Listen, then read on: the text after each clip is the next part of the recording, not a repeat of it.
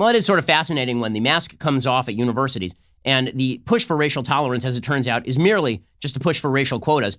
Good example of this happened yesterday. Apparently, there is some public space at the University of Virginia, and a University of Virginia walked in and gave a public service announcement that in this public space, there were just too many white people, which is certainly one hell of a statement. This is definitely accomplishing Martin Luther King's vision of a society in which we are judged by the quality of our character rather than the color of our skin, is people walking in and saying, too many white people in here. This is working out beautifully for everybody. Public service announcement. Excuse me.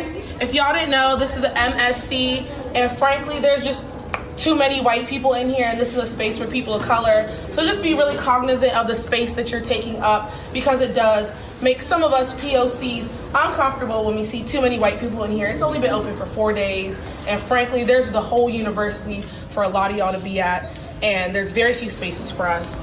So keep that in mind. Thank you. Okay, this is insane. Multicultural center, but only for not white people. And if there are too many white people in here, get out.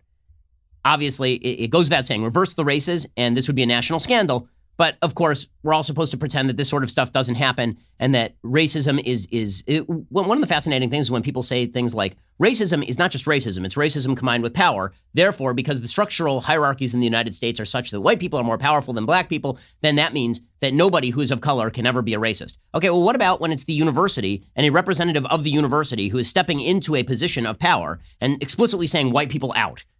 Like, wouldn't that be racism combined with power? Or no? Or no?